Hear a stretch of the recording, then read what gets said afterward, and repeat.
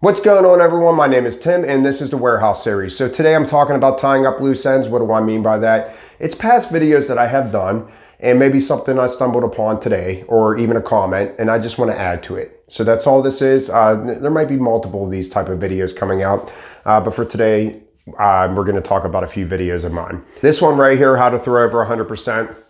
I had a negative comment on this video. I don't mind negative comments, guys. Just keep them civil. And it was, and you know, they were just saying, oh, so you're saying throw a case here, throw a case there. You're just teaching us what you know. Yeah, I mean, that's the process. There's no fat magic formula to getting to 100% or above.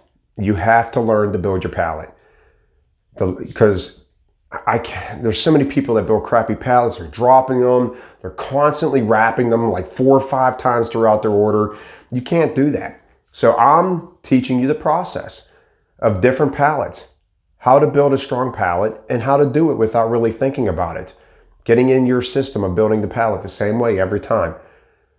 There's no secret way of doing it. You got to learn to build your pallet. And I also want to say, I just got verified that this works because I actually had someone in my warehouse that didn't know who I was, didn't know I worked at the warehouse. And they told me that they were struggling with their times and struggling with building their pallets.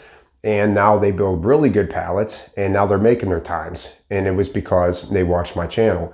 And I'll tell you what, it was much appreciated having you come up to me and say that. I really appreciate that. That was pretty cool just to know that I am reaching people. Not everyone's going to be able to follow YouTube and, you know, put everything together. But for the most part, I've been getting a lot of good comments from this channel. So I'm going to keep pushing forward. All right, the next video I want to talk about, I've been training a lot lately.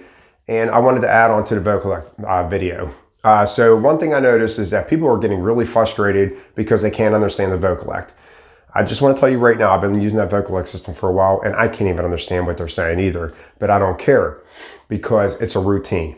Just like throwing your boxes, the same boxes every time is a routine. You go through the same crap every day with the Vocollect system.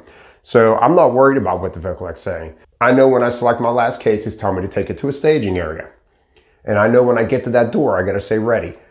A lot of new trainees keep forgetting to say ready when they get to that door. Then they're reading the check digit that's, you know, to make sure you're staging it at the right area. You know, they keep saying that 3-digit number, but they never said ready. So it's just, the Talkman's basically just ignoring you. So remember to say ready, say your 3-digit number.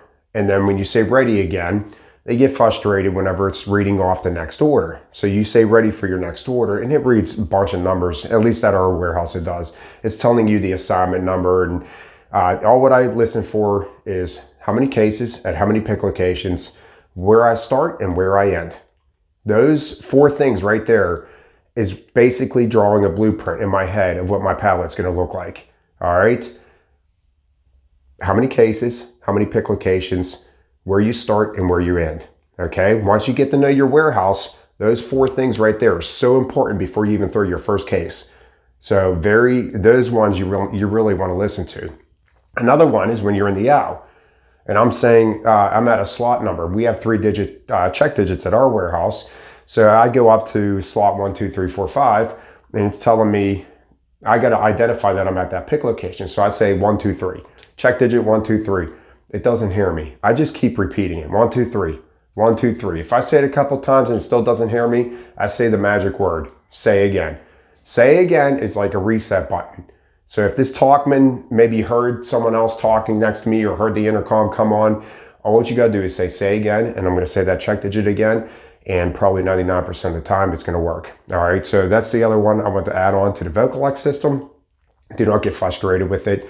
Just remember, it's a routine. The same stuff after you're done with your order and the same stuff during your order and the same things before your order. It says the same thing day in and day out. Just get used to the routine and not so much about what it's saying. All right, guys, so the next one I want to talk about is this one right here, strong front, back, but what I want to talk is the layer by layer. So I showed you this picture on my last video and I said, if I ever get another one of these, why would I change? Because I don't believe in putting these cans spread across the bottom. I want to build up front to give my stuff a strong front. And I know I got bigger cases coming that I can fill the back in with. So I got another order, okay? Look, side by side. You notice a similarity? I told you, you can put all my pallets together and you're going to see very similar things going on with them. I do not change my process. Just to let you know, that is how it's my system. Stacking up the front. I would never spread all these cans over if I did not have a lot of them. So my next one I want to show you with the same video. Someone said, how do you stack on salad dressings? Now, in our salad dressing aisle, we can get multiple salad dressings. There's like a gazillion of them out there. And we usually get about 15 to 20 on an order. Sometimes you could get a lot more. They said, I can't stack on salad dressings. And I said, well, then don't. And they just looked at me. I'm like, don't. Stack up the front. This is how I stack my salad dressings every single time. I stack them right up the front. This is the front of it. Got a nice wall up the front. Now let's look at the back of that. You can see my whole entire back of my pallet is wide open because in the very next aisle, we start getting bigger cases again. And I'm going to be able to fill in the whole back of my pallet. I stack those salad dressings right up. Now picture all those salad dressings on top of some of this, green tea and stuff down here. It would be all over the place, falling in the crevices, because of that open box top. Yeah, straight up the front with my salad dressings all the time, every time. So that's just another thing I want to add to that video. All right, guys, and the last picture I want to show you is this one right here. And I put this on, are you stacking to the edge? Right here, this is actually my trainee's pallet that I was training. And as you can see where the blue dot is, we got two cases together, but we were leaning in that gap. So when we put that down and we started moving, it would fall into the gap. And I said, okay, well, that Clorox, we got it a couple cases later. I said, push it all the way up against there. It's a heavy case and it's going to hold that case from falling over into that gap. And the yellow arrows just show you the gap that we have on the end. But then the very next case, we put where the white dot is, we push that back out. We want our imaginary line. If you ever go in, I want to come back out. So we have our imaginary line still, and then the wrap is just to secure it. We put a little bit of wrap on it just to make sure our cases stay in place. Now, if that Clorox in these two cases were one layer lower, it would not have been done. I would not have done it. It would have been too low on the pallet.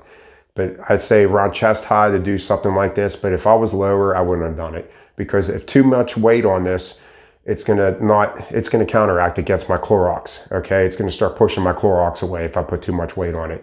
So yeah, I knew we're towards the top of our pallet. There's gonna be light cases going up there, so I'm not worried about it. But if it was any lower, I would not have done it. So that's the last one I want to show you. Guys, Discord, always in the description below. Click that link, come on over. I'm going to be doing videos on your Discord pictures that you've been sending. I've been keeping them, and I'm going to try to get them into a video together. And I also am going to be working on a video about when to fill in gaps. I see way too many people just squeezing cases in the gap just to fill it. Like I said, people get too worried about that layer by layer. So I'm going to work on a video about gaps, filling in gaps. And that's it, guys. Subscribe to the channel. Give me a thumbs up. Comments down below. And I will see you guys next time. Have a great day.